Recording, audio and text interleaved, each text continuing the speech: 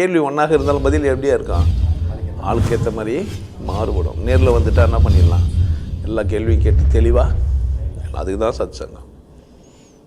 என்னுடைய நோக்கம் எல்லாம் மனிதர்கள் எல்லாம் மகிழ்ச்சியாக இருக்கணும், அவ்வளோதான். ஒருத்தர்கிட்டயா உயர்வு மனப்பான்மை தாழ்வு மனப்பான்மை ஒருத்தர்கிட்ட இருக்கிறது சாத்தியமா? எல்லாம் ஒருத்தர்கிட்ட தான் இருக்குது. யாரும் ஒருத்தர்கிட்ட இல்லை, ஒரே ஆள்கிட்ட அப்படி இருக்குது. மேனேஜர்கிட்ட போய் கணக்கு கேட்பான், 9,000 எவ்வளோ அப்படின்னு. எவ்வளோ 9,000 எவ்வளோ? 9,000 15 சார். 9,000 ஒன்று தான், திருப்பி பாருங்கன்ட்டு போகிறான் ஒருத்தன்.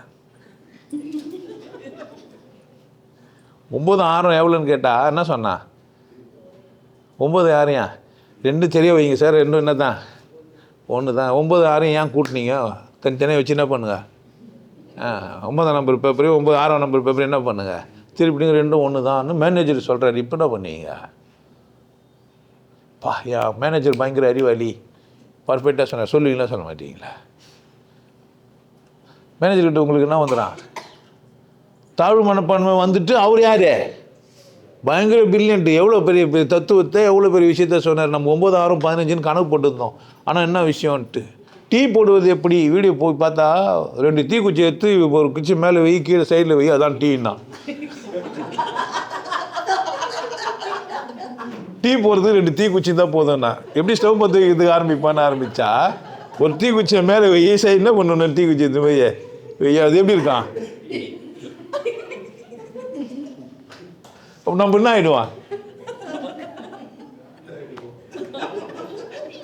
ஆளை பொறுத்து அழகாகிறா ஸ்டைலாகிறான்னாக்கா என்ன பண்ணுவான், பயங்கர பிரில்லியன்ட்டுன்னுவோம்.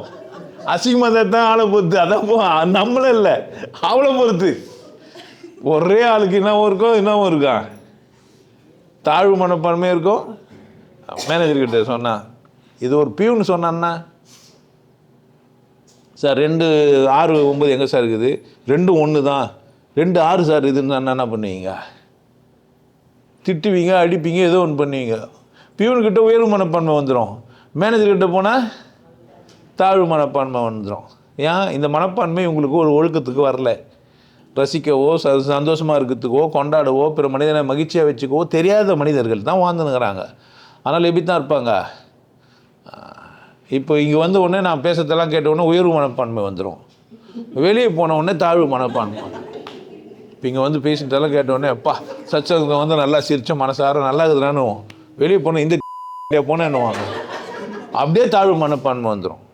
ஏன்டா உனக்கு இப்போ அந்த பொண்ணு சொன்னான்ட்டு அவள் கூட போய் உட்காந்துருக்கிறியா, உனக்கு அறிவிக்குதா, நீ எந்த மாதிரி மடையனண்டு போய் உட்காந்துட்டு தெரியுமா, பல்லு கூட வளர்க்க தெரியாதவங்ககிட்ட போய் உட்காந்துட்டு வந்தேன்னா ஆவான்.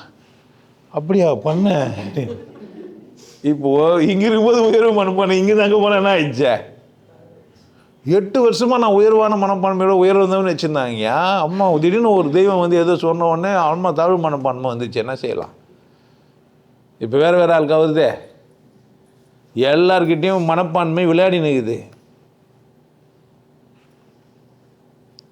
அப்படியே மௌனத்தில் விளையாடும் மனசாட்சி அந்த பாட்டில் இருக்கும். அதிசய சுரங்கம் நீ, ஆனந்த அரங்கம் நீ. ஒரு நாள் அவ்வளோ சந்தோஷமாக இருப்பேன், யானே தெரியாது. இன்றைக்கி நான் அப்படி குளிப்பாட்டினா, டான்ஸ் ஆடி பாட்டு பாடி. அதே ஆள் இன்னொரு நாள் வேறு மாதிரி குளிப்பாட்டுவா, அடி எவ்வளோ கோபம் வருதோ எல்லாத்தையும் போட்டு தேய்ச்சி குளிப்பாட்டுவான். இப்போ என்ன செய்ய முடியும், ஒரு பொண்டாட்டி தான். நீங்கள் நினச்சிருக்கிறீங்க நான் ஒரு பொண்டாட்டியை கூட வாழ்கிறேன்னு, எனக்கு தான் தெரியும் நான் 1,00,000 பொண்டாட்டியை கூட வாழ்ந்துங்கிறேன். அது எப்படி சார் ஒரு பொண்டாட்டி தானே வச்சுக்கிறீங்க, லட்சம் ஆச்சுனுக்கு தாங்க, லட்சம் நீங்களாம் எப்படி அப்படி பர்ஃபெக்டாக ஒரே மாதிரி இருப்பீங்களா?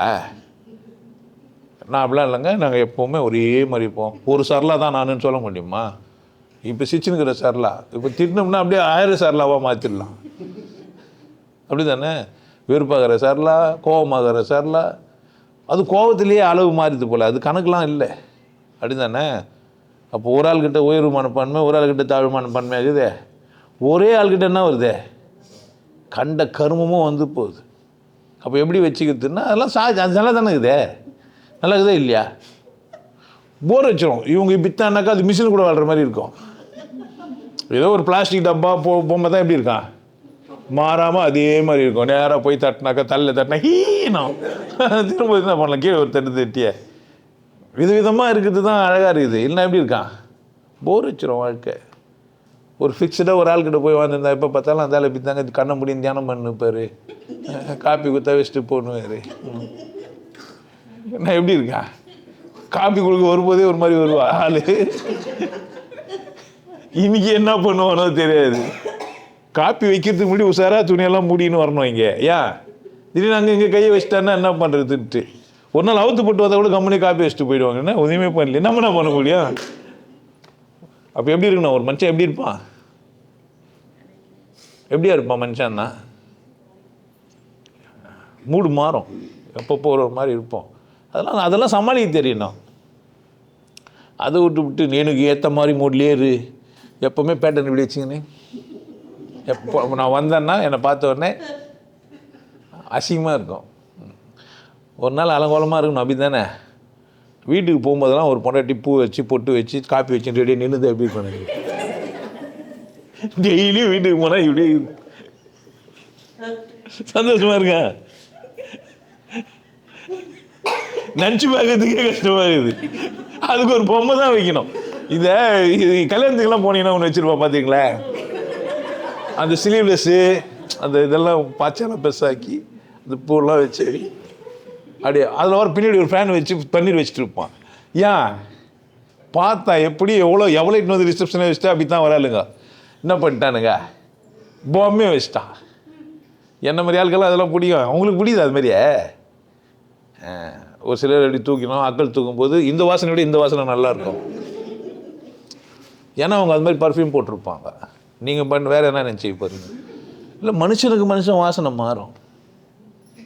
அதெல்லாம் என்ஜாய் பண்ணணும். அப்படி தானே இப்படி பண்ணும்போது இங்கேருந்து ஒரு வாசனை வரும். நிறைய பேர் பண்ணி தெரியுது போய் நிற்கிற மாதிரி இருக்கும் நைஸாக. அது காற்று வாங்கி வச்சுன்னு இருப்பாங்க. இன்னும் சில பேர்லாம் கட்சி போட்டு அங்கே தொச்சையை தூரலாம் இருப்பான். ஒரு மனுஷங்கிட்ட உயர் மனப்பான்மை இருக்கா, தாழ்வு மனப்பான்மை இருக்குமா? கண்ட கசுமாலமாக வந்து தான் ஓ அப்படியே நான் அப்படியே உயர்ந்த உள்ளம் படைத்தவன் நான் அப்படிலாம் ஒருத்தன் யாரும் கிடையவே கிடையாது. போய் சொல்கிறாங்க. எல்லோரும் நல்லா இருக்குன்னு நினைப்பேன் நான். உண்மையிலேயே நான் எல்லோரும் நல்லா இருக்குன்னு தான் நினைப்பேன்.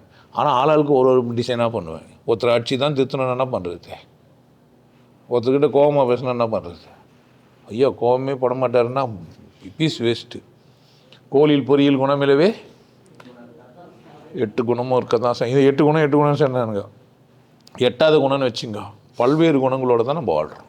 உங்களுக்கு எல்லாருக்கும் ஒரு விஷயம் சொல்கிறேன்.